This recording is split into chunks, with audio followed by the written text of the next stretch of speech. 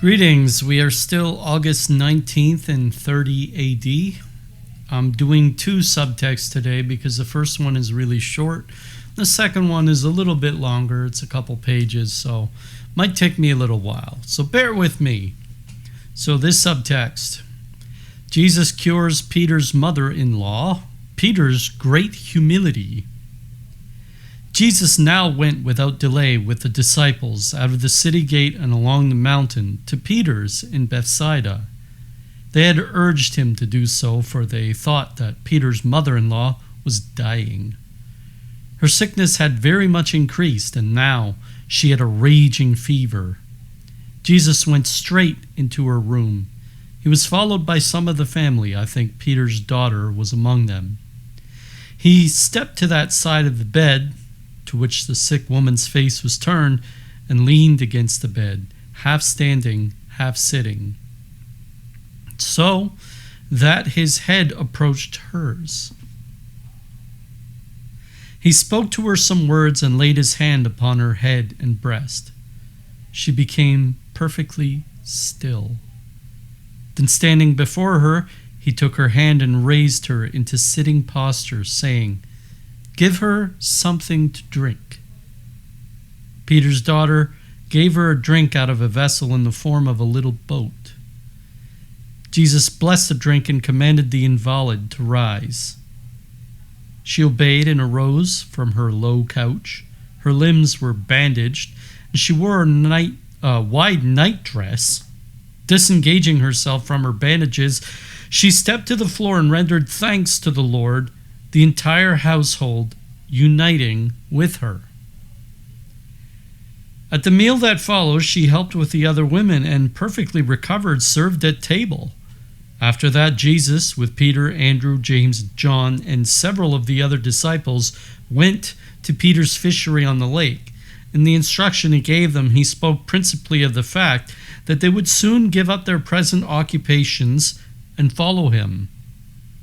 Peter became quite timid and anxious. He fell on his knees before Jesus, begging him to reflect upon his ignorance and weakness and not to insist on this undertaking anything so important, that he was entirely unworthy and quite unable to instruct others.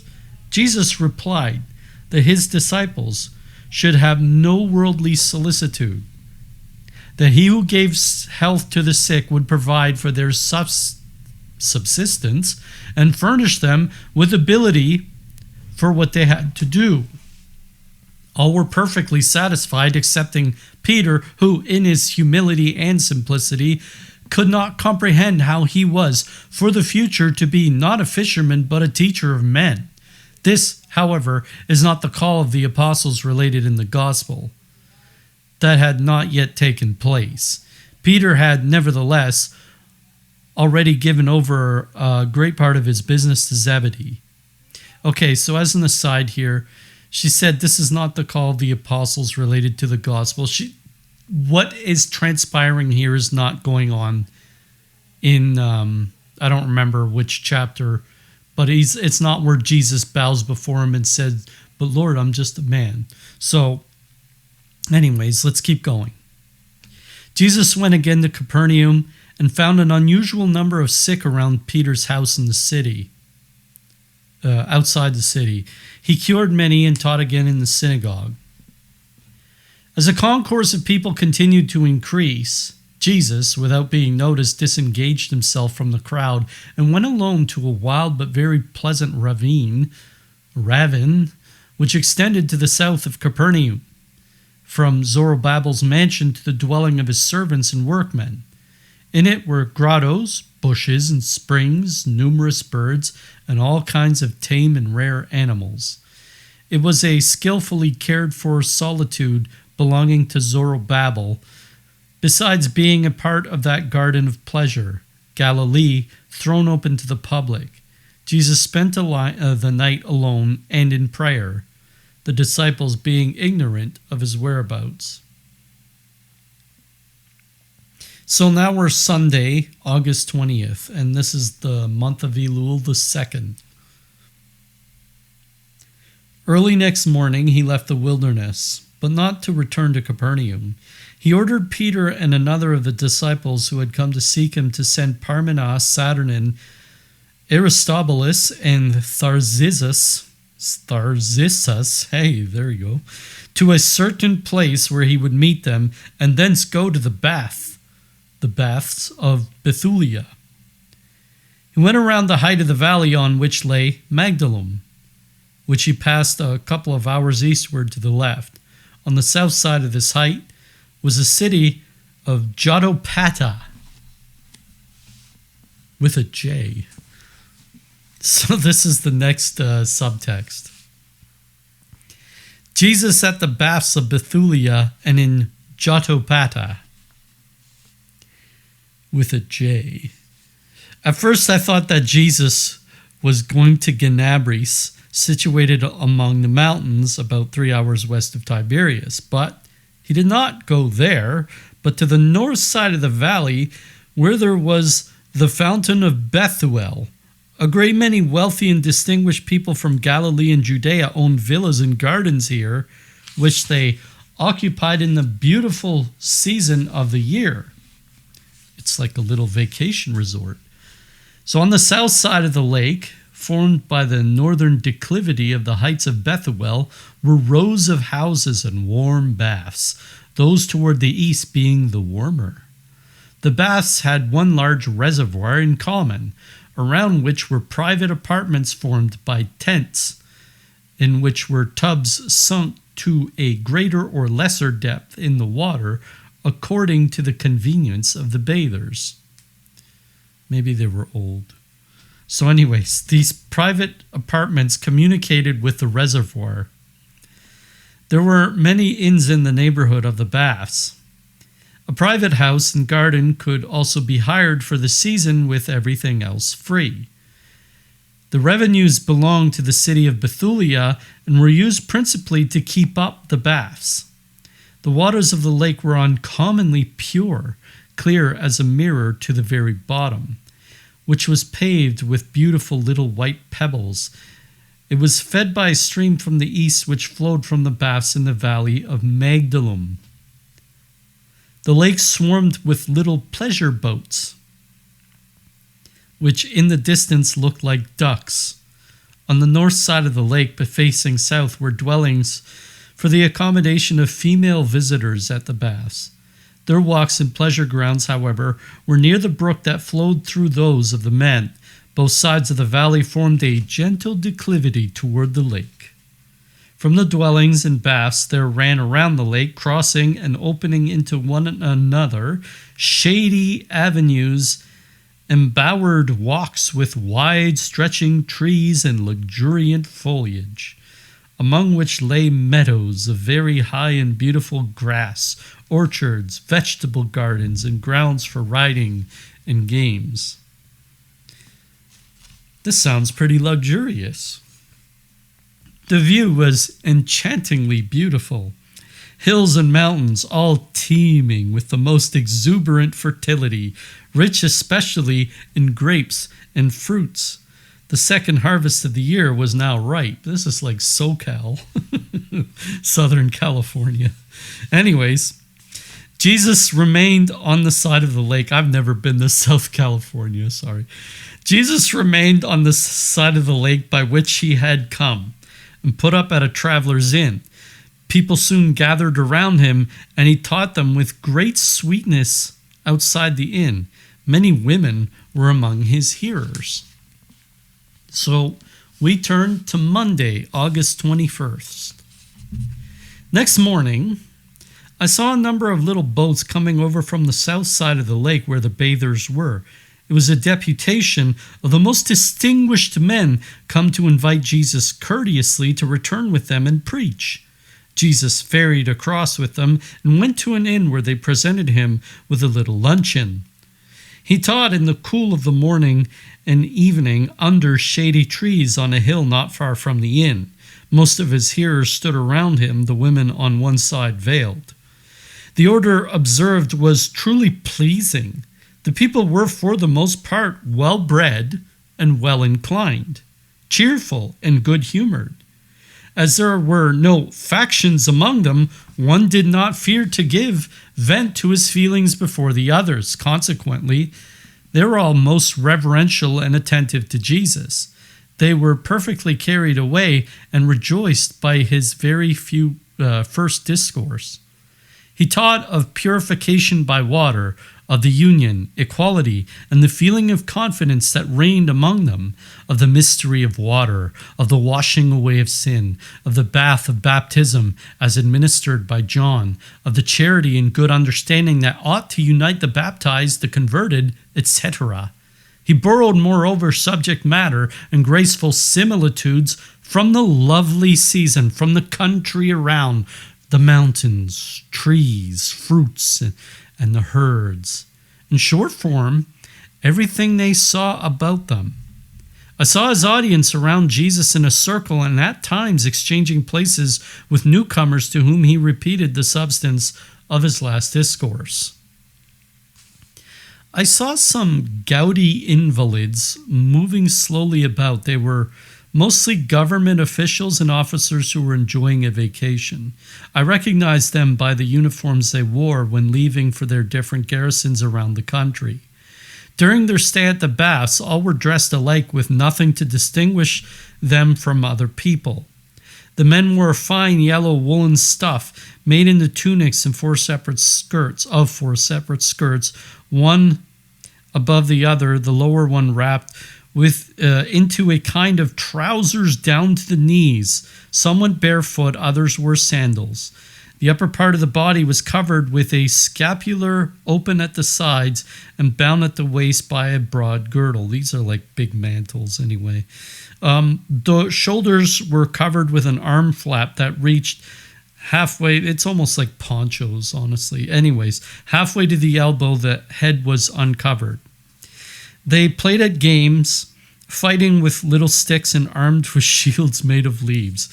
They attacked one another in rows and also singly aiming at pushing their opponents from their places, sort of like gladiators. Anyways, they ran toward a goal for a wager, jumped over ropes, sprang through hoops upon which all sorts of glittering things were happening. They were not to touch in passing through, otherwise they tinkled and fell off.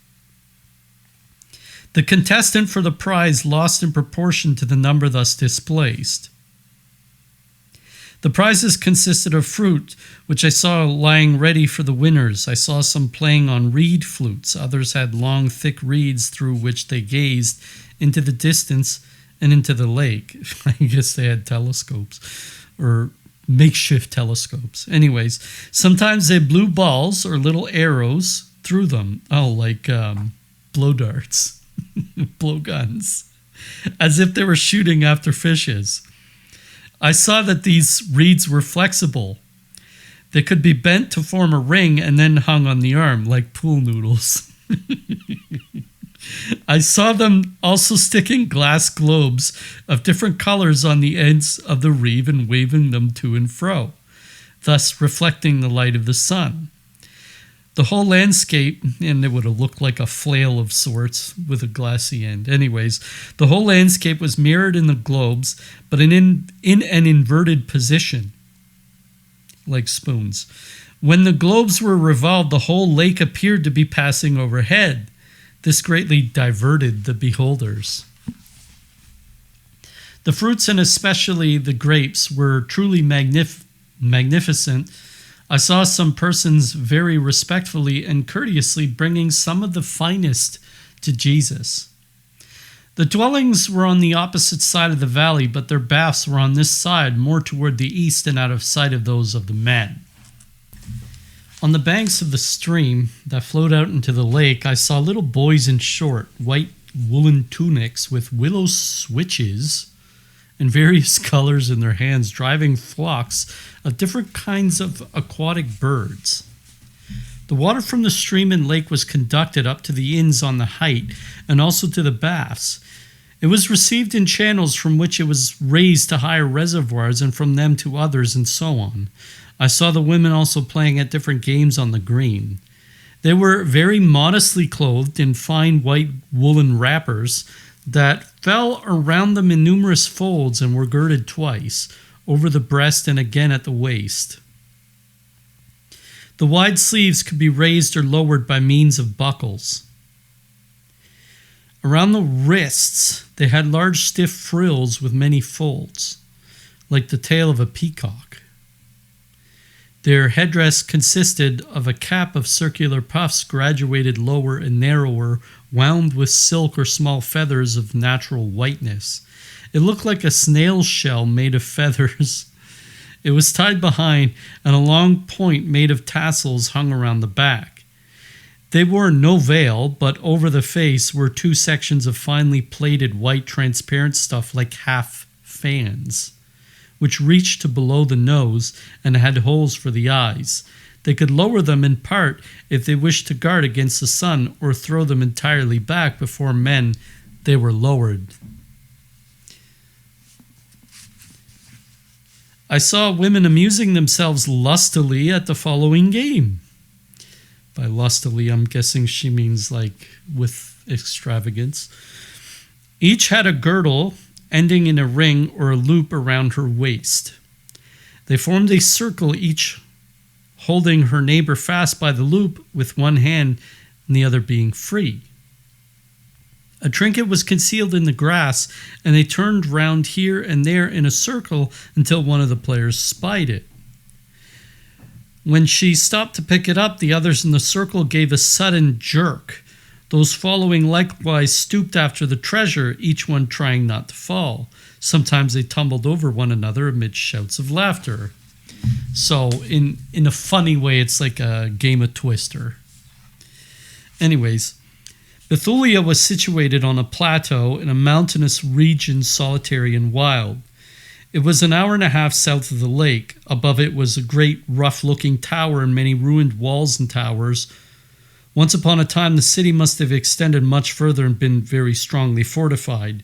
Trees were now growing on those walls, upon which vehicles could be driven.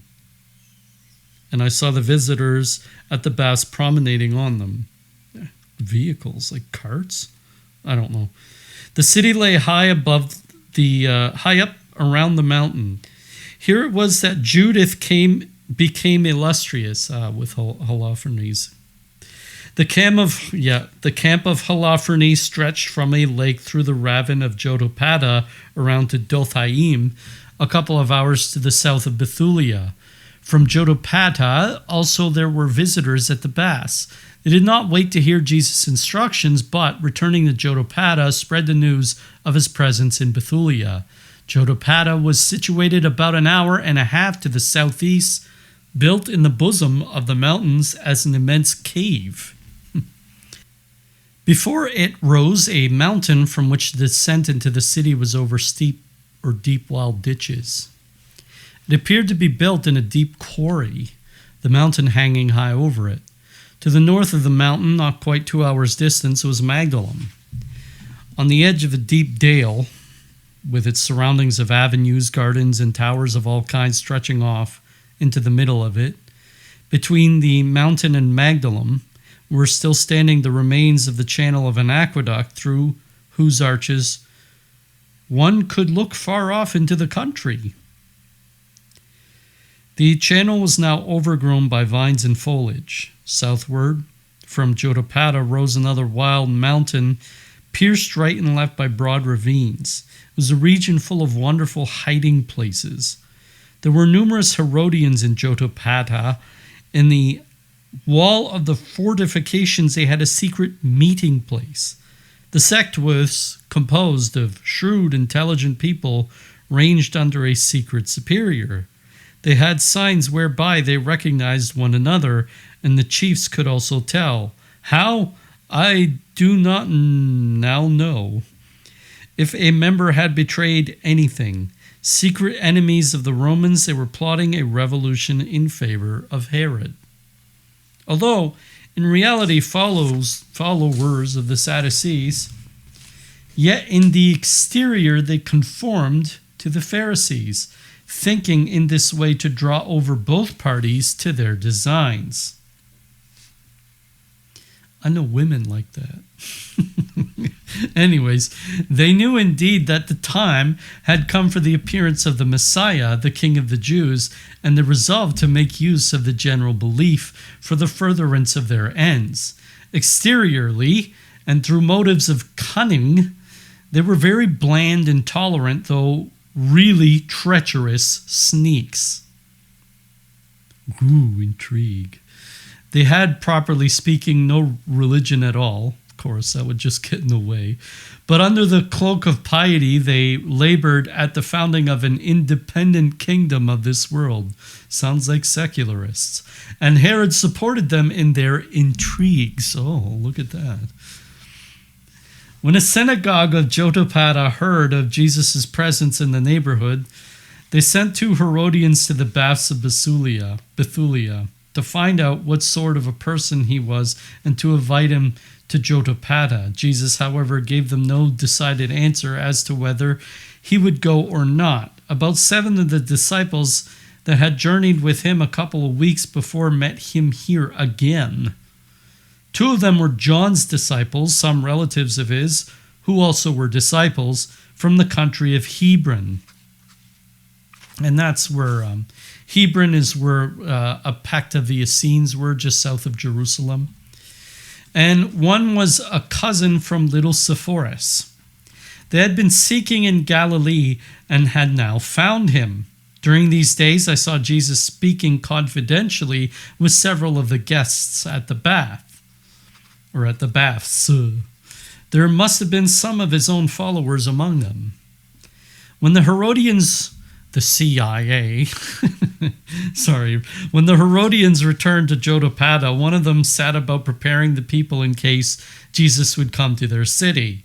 He told them that Jesus, the prophet of Nazareth, who was now nearby at the baths of Bethulia, would probably visit their city for the coming Sabbath.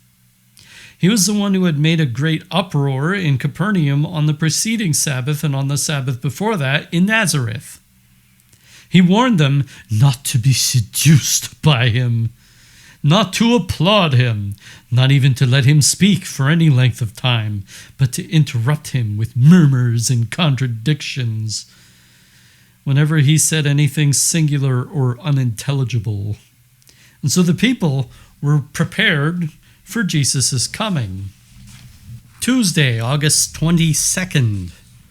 Jesus delivered at the baths of Bethulia, another discourse full of beauty and simplicity. Numbers of men formed around him in a circle in which he moved about among them.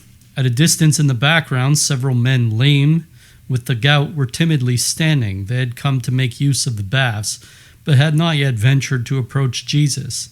Jesus repeated what he taught yesterday and the day before, exhorting his audience to purification from sin. All hearts were touched and turned to him. Many exclaimed, "Lord, who could hear thee and resist thy words?" Jesus replied, "Ye have heard much about me, and now ye listen to my words. What do ye think I am?" Some said, "Lord, thou art a prophet." Others answered, "Thou art more than a prophet. No prophet ever taught such things as thou dost teach. None has ever done the things that thou hast done." But others again kept silence. Jesus, penetrating the thoughts of these last, pointing to them and said, "These men's thoughts are the right ones." Someone then said, "Lord, thou canst do all things, is it not so? They said that thou hast even raised the dead, the daughter of Jairus. Is it so?" The speaker alluded to that Jairus who dwelt in a city not far from Gibeah, where Jesus had at an earlier period instructed the poor, depraved inhabitants. Now, as a side here, this is not the Jairus from the Bible. This daughter was a 16-year-old girl. So I'll continue the reading. Jesus answered the questions addressed to him by a simple yes. And then his questioner went on to inquire why Jairus still remained in so disreputable a place.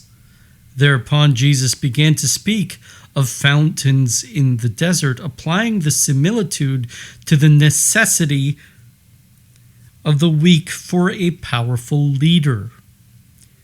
The sheep need a shepherd. Jesus' hearers were full of confidence, and they questioned him with simplicity. Then he asked them, "What do ye know of me? What evil do men say of me?"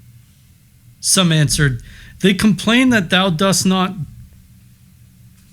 discontinue thy works on the Sabbath day, and that thou healest the sick on that day." Then Jesus, pointing to a little neighboring field near a pond, in which the shepherd boys were guarding tender lambs and other young cattle, said, "See those young shepherds and their tender lambs. If one of those little animals should fall into a pond on the Sabbath and bleat for help, would not all the others stand around the brink bleating piteously so? Or also? Now, the poor little shepherds could not help the lamb out. But supposing the son of the master of the flocks were passing by, supposing he had been charged to look after the lambs and see to their pasture, would he not be touched with pity at the sound of the poor little thing's bleating? Would he not hasten to draw it out of the mire? Here all raised their hands like children at catechism and cried out, "Yes, yes, he would." Jesus went on, "And if it were not a lamb, if it were the fallen children of the Heavenly Father, if it were your own brethren, yes, if it were yourselves, should not the Son of the Heavenly Father help you on the Sabbath?" All cried out again, "Yes, yes." Then Jesus pointed to the men sick of the gout standing afar off and said, "Behold your sick brethren. Shall I not help them if they implore my assistance on the Sabbath day? Shall they not receive pardon of their sins if they bewail them on the Sabbath day? If they confess them on the Sabbath day and cry out to their Father in heaven?" With uplifted hands they all cried out, "Yes, yes." Then Jesus motioned to the gouty patients. We're Tuesday, by the way, in this reading. Anyways, and they moved slowly and heavily into the circle. He spoke a few words to them on faith, prayed for a while, and said, "Stretch out your arms." They stretched out their afflicted arms toward him. Jesus passed his hands down them, breathed for an instant on their hands, and they were cured, were able to use their limbs. Jesus commanded them to bathe and warned them to abstain from certain drinks. They cast themselves at his feet, giving thanks, while the whole assembly sang canticles of praise and glory. Jesus wanted to depart, but they begged him to remain with them. They were full of love and good intentions. They were very much impressed. He told them that he had to proceed further and fulfill his mission. They accompanied him a part of the way with the disciples. He dismissed them with his blessing and went on to Jotopata, apparently that's how it's said, about an hour and a half to the east. I just looked it up. Anyways, as an aside here, I'm not pointing out it's Tuesday just to point out a discontinuity in the text. Jesus knew it was Tuesday. They knew it was Tuesday. Jesus was just using an example. So, anyways, let's continue. It was afternoon when Jesus arrived at his destination. He washed his feet and took a luncheon at an inn outside the city. The disciples went before him to Jotopata, to the chief of the synagogue, and requested the key for their master, who wished to teach. The people hurriedly gathered in crowds, and the doctors of the law and the Herodians were all expectancy to ensnare him in his doctrine. The fruits of the spies. When he had taken his place in the synagogue, they put to him questions upon the approach of the kingdom, the computation of time, the fulfilling of the weeks of Daniel 9, by the way, and the coming of the Messiah. Jesus answered in a long discourse, showing that the prophecies were now fulfilled. He spoke too of John and his prophecies, whereupon they took occasion to warn him hypocritically to be careful as to what he said in his instructions, not to set aside the Jewish customs, and to take a lesson from John's imprisonment. Ooh, you're scaring him. What he said of the fulfillment of the weeks of Daniel, of the near coming of the Messiah, and of the King of the Jews was excellent and quite in accordance with their own ideas. But, as he told them they might seek where they would still nowhere find the Messiah. Jesus had, though rather vaguely, applied the prophecies to himself. They understood him well enough, but they pretended that such things could not happen to anyone and that they had failed to catch his meaning. In reality, they wanted to force him to speak out more clearly so that they might get something of which to accuse him. Jesus said to them, "How ye play the hypocrite! What turns ye away from me? Why do ye despise me? Ye lay snares for me, and ye seek to form new plots with the Sadducees, as ye did in Jerusalem at Passover. Why do ye caution me, citing John and Herod?" Then he cast into their face Herod's shameful deeds, his murders, his dread of the newborn king of the Jews, his cruel massacre of the innocents, and his frightful death. The crimes of his successors, the adultery of Antipas. He's talking about Herod the Great here, while Herod Antipas is the one in rule. So anyways, and the imprisonment of John, which was done by Antipas. He spoke of the hypocritical secret sect of the Herodians who were in league with the Sadducees, and showed them what kind of a Messiah and what sort of a kingdom of God they were awaiting. He pointed to different places in the distance, saying, "They will be able to do nothing against me until my mission is fulfilled. I shall twice traverse Samaria, Judea, and Galilee.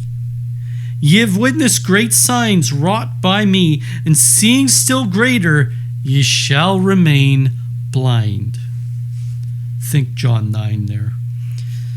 Then he spoke of judgment, of the deaths of the prophets, and of the chastisement that was to overtake Jerusalem.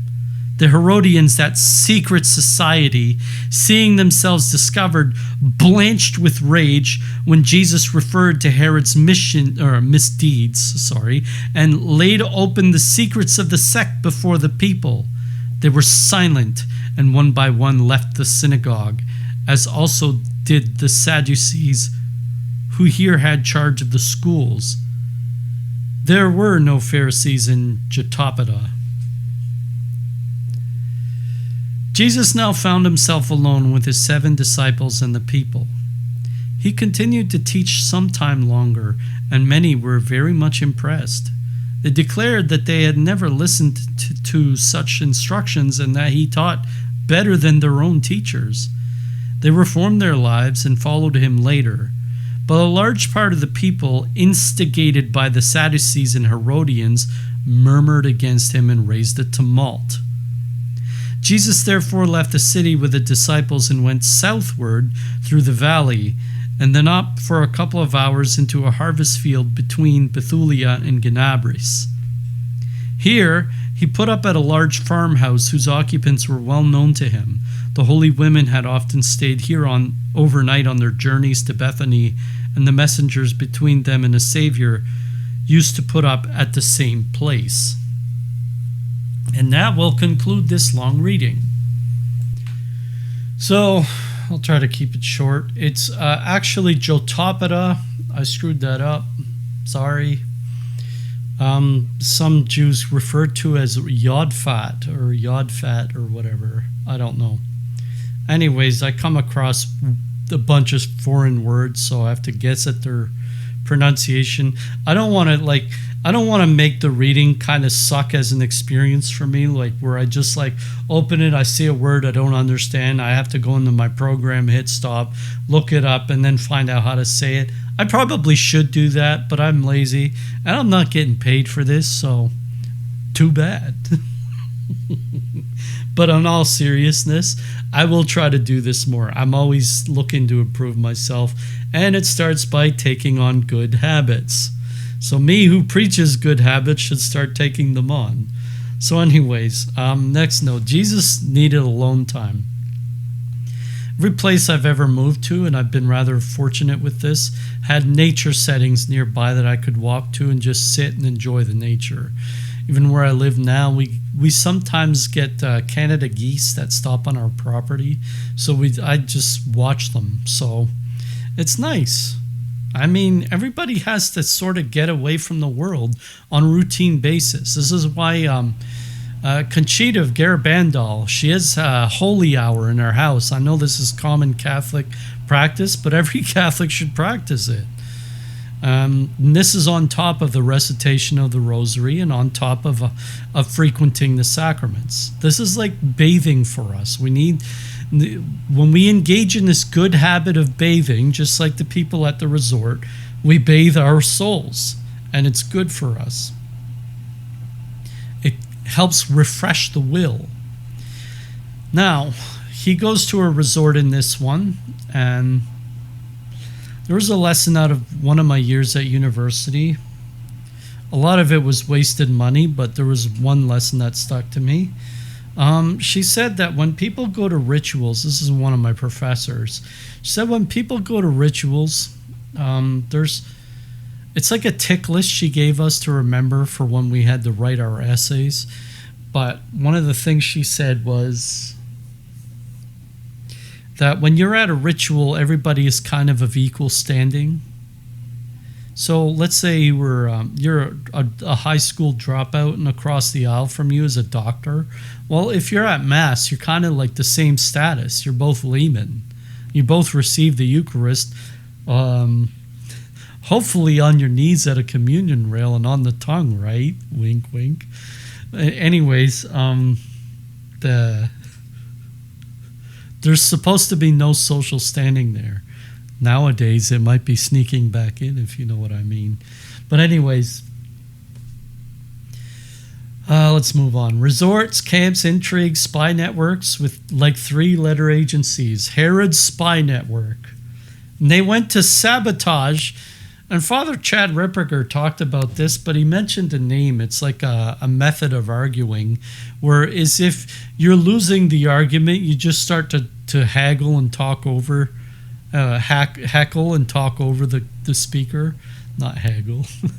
Heckle and talk over the speaker. So anyways, this was done. They were starting to premeditate it to try to minimize Jesus's effect. So Jesus is trying to wash them out, and they're preventing it. They want to wallow in their own filth. So Daniel 9 was mentioned. This is another note. In Mystical City of God, when Jesus was at the temple as a 12-year-old talking to the doctors, he said that Daniel 9 had been fulfilled in that text too. He was arguing with the doctors and the scribes that the Messiah had to come twice according to prophecy, once to be violently persecuted, the other in triumph and glory. So we see that. Now, last note. I'll make a similitude, or rather it's to be drawn from this text. These days we've improved our personal hygiene in the West by a large margin. Our life expectancy has skyrocketed since, so taking routine showers and baths has proven greatly beneficial to our health. This also applies to our souls.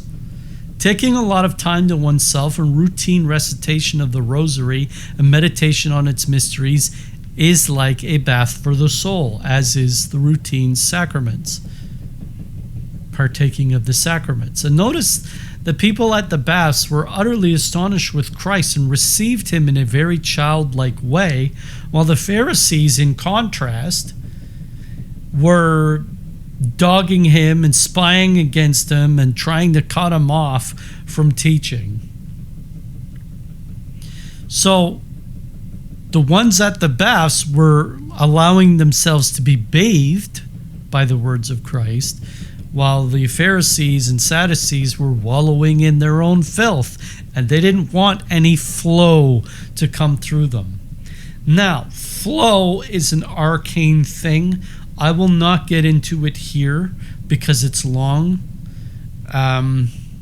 It's hard to tell. Like, I'd love to teach people philosophies on this, especially about our realm and how it works and all the similitudes we have behind the creation of mankind.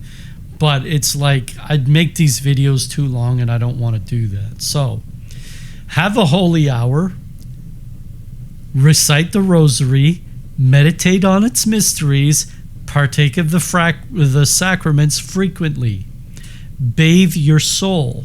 That's all I'll have to say. Ave Maria.